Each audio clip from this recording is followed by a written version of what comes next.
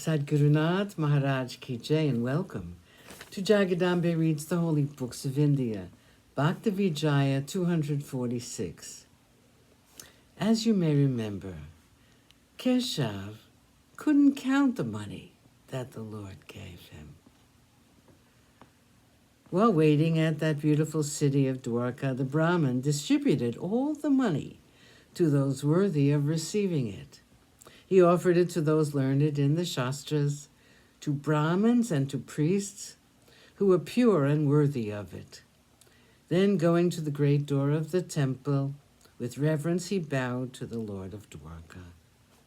Taking leave of the god, the Brahmin started on his way home. Returning to Junagadh, he went to see Narasimha. He told him everything about the event that had taken place. He said to him, "You are a God-loving Vaishnava Bhakta. You have made the Lord of Dwarka a debtor to you." Savalasa came quickly and met me. I placed your letter in his hand. In his love, he bowed his head to it. Having read it, his mind showed his love. He at once took out 700 rupees and placed them in my hand. When I counted it out, it was beyond my power of reckoning the amount. When I looked back at him at that moment, he became invisible. Hearing these words of the Brahmin, tears filled Narasimha's eyes. He exclaimed, "O dweller at Dwarka, husband of Rukmini, brother of the helpless, delighter of the mind, filler of the universe, cloud of mercy, thou didst weary thyself for my sake.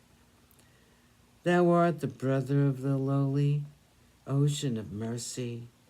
Even the Vedas and the Shastras do not know the limits of thy power. Thou art the indescribable. Even by the 4 forms of speech, thou alone art the Savior of the world. O Lord of the helpless, lover of thy bhaktas, thou dost carry out the wishes of thy servants." Saying these things, tears flowed from his eyes. At once he steadied his mind and began to repeat the names of God. Bhaktavijaya, as ocean of milk. In the next chapter will be described the coming of age of Narasimha's daughter. Let the saints listen to me. This book contains the lives of the saints, and it may be considered as the ocean of milk. The recliner upon the Shesha, the husband of Lakshmi, continually dwells upon it. There I, a lowly and helpless one, have been able to drink the supreme nectar. Here the Lord of Vaikuntha in his love gives the water of affection. In the rows of the Vaishnava Bhaktas, pious Bhaktas have seated themselves.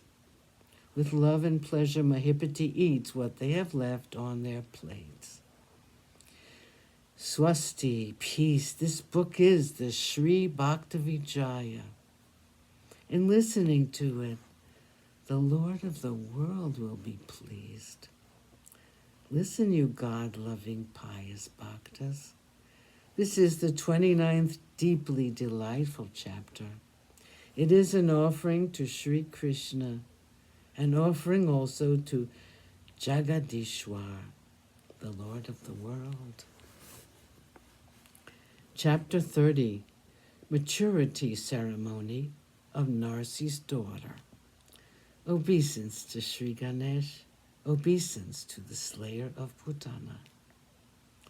Narasimha, indifferent to all earthly things. Listen, O hearers, with a reverent mind.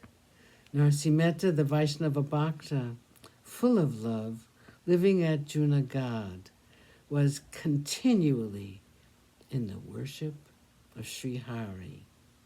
He in whom forgiveness and peace continually dwell in personified form is one whose characteristic is that he or she does not ask for anything and is always satisfied with a little.